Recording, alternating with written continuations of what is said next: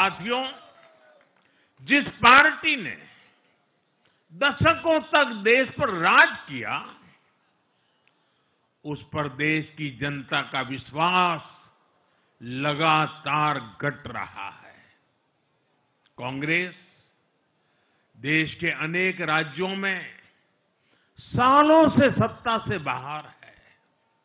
बिहार में 35 साल, गुजरात में 30 साल, यूपी में भी करीब 4 दशक और पश्चिम बंगाल में करीब 5 दशक से कांग्रेस की सरकार लौटी नहीं है।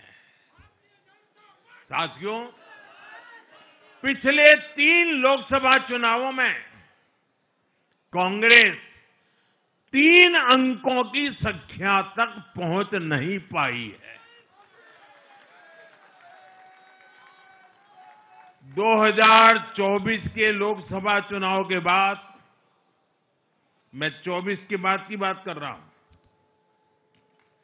2024 के लोकसभा चुनाव के बाद देश के 6 राज्यों में विधानसभा चुनाव हुए और इनमें भी कांग्रेस 100 सीटों का आंकड़ा पार नहीं कर पाई है। 6 की, मैं 6 विधानसभा की बात कर रहा हूं। और आज ही के दिन सिर्फ एक चुनाव में हमारे जितने विधायक चुने गए हैं, कांग्रेस पिछले 6 चुनावों में 6 चुनाव में उतने विधायक जीत नहीं पाई।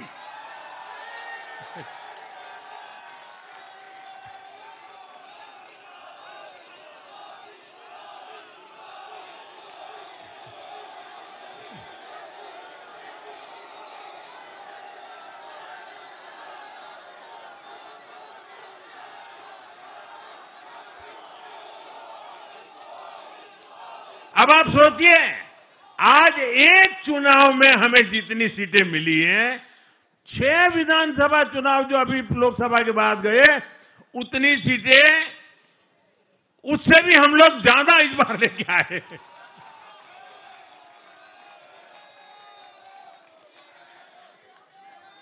साथियों, कांग्रेस की राजनीति का आधार अब सिर्फ और सिर्फ नेगेटिव पॉलिटिक्स हो गया है। कभी चौकीदार चोर है का नारा, संसद का समय बर्बाद करना, हर इंस्टीट्यूशन को अटैक करना, कभी ईवीएम पर सवाल, कभी चुनाव आयोग को गाली, कभी वोट चोरी का मनगढ़ंत झूठा आरोप, जाति और धर्म के आधार पर लोगों को बांटना, देश के बजाय देश के दुश्मनों के एजेंडे को आगे लाना। कांग्रेस के पास देश के लिए कोई पॉजिटिव विजन नहीं है। सच्चाई यह है कि आज कांग्रेस, और मैं बहुत गंभीरता के साथ कहता हूं, आज कांग्रेस मुस्लिम लीगी माओवादी कांग्रेस यानी एमएमसी बन गई है।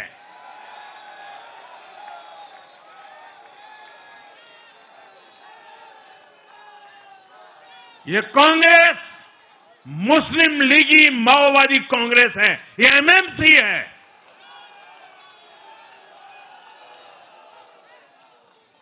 और कांग्रेस का पूरा एजेंडा अब इसी पर चलता है और इसलिए अब कांग्रेस के भीतर भी एक अलग धड़ा पैदा हो रहा है जो इस नेगेटिव पॉलिटिक्स से असहज है।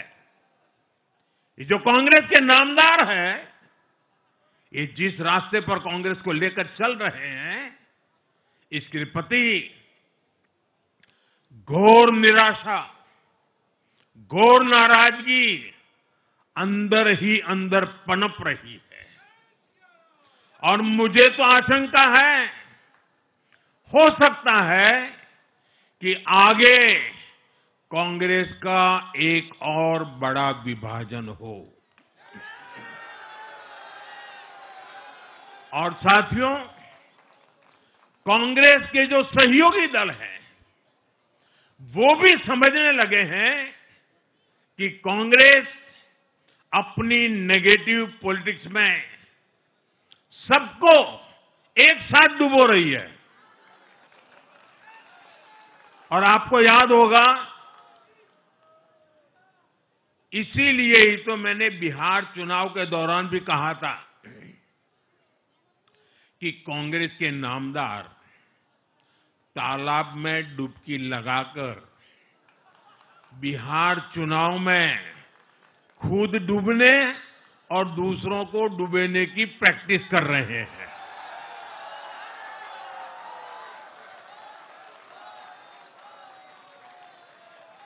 साथियों, मैंने पहले भी इसी मंच से कांग्रेस के सहयोगियों को चेताया था। मैंने कहा था कि कांग्रेस एक लायबिलिटी है। कांग्रेस एक ऐसी परजीवी है जो अपने सहयोगियों के वोट बैंक को निगलकर अपनी वापसी करना चाहती है। इसलिए कांग्रेस से सावधान रहने की जरूरत उसके सहयोगियों को भी है। आज बिहार में आरजेडी को सांप सूंघा हुआ है। और जैसे मैंने बिहार चुनाव के समय कहा था, बहुत जल्द दोनों का झगड़ा अब खुलकर सामने आने वाला है। साथियों, आज की ये विजय एक नई यात्रा की शुरुआत है। बिहार ने जो भरोसा हम पर जताया है, उसने हमारे कंधों पर जिम्मेदारी और बढ़ा दी है। मैं आपको विश्वास दिलाता हूं, आने वाले 5 साल बिहार और तेज गति से आगे बढ़ेगा। बिहार में नए उद्योग लगेंगे। बिहार के नौजवानों को बिहार में ही रोजगार मिले, इसके लिए लगातार काम किया जाएगा।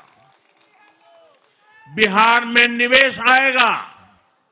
ये निवेश और ज्यादा नौकरियां लाएगा। बिहार में पर्यटन का विस्तार होगा। दुनिया को बिहार का नया सामर्थ्य दिखेगा। बिहार में हमारे तीर्थों का, आस्था के स्थानों का, हमारी ऐतिहासिक धरोहरों का कायाकल्प होगा। साथियों, मैं आज देश और दुनिया भर के निवेशकों से भी कहूंगा कि बिहार आपके स्वागत के लिए तैयार है। मैं देश और दुनिया में बसी बिहार की संतानों से भी कहूंगा कि बिहार में निवेश करने का सबसे उपयुक्त समय है। साथियों, आज मैं बिहार की एक एक मां, एक एक युवा, एक एक किसान, एक एक गरीब परिवार को कहना चाहता हूं, आपका भरोसा, आपका भरोसा ये मेरा प्रण है।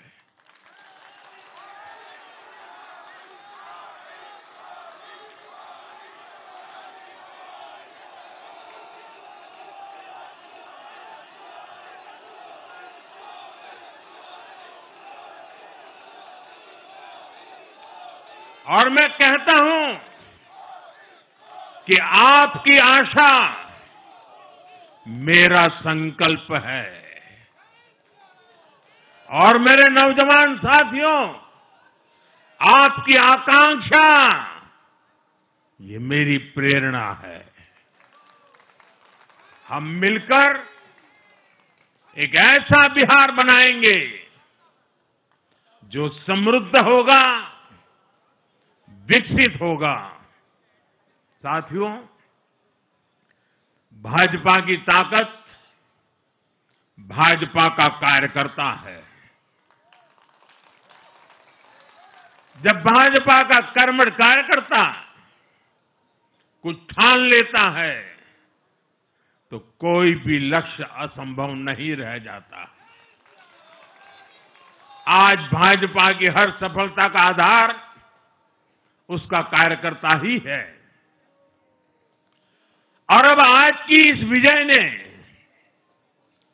भाजपा कार्यकर्ताओं को केरला, तमिलनाडु, पुडुचेरी, असम और पश्चिम बंगाल में भी नई ऊर्जा से भर दिया है।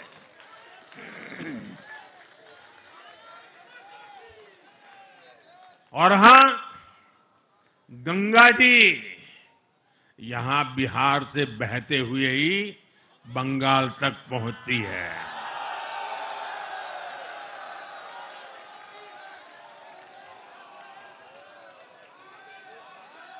बिहार ने बंगाल में भाजपा की विजय का रास्ता भी बना दिया है।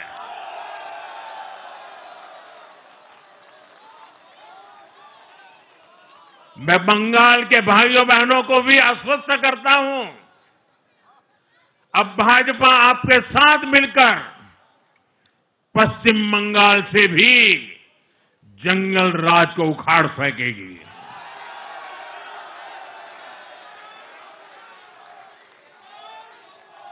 साथियों,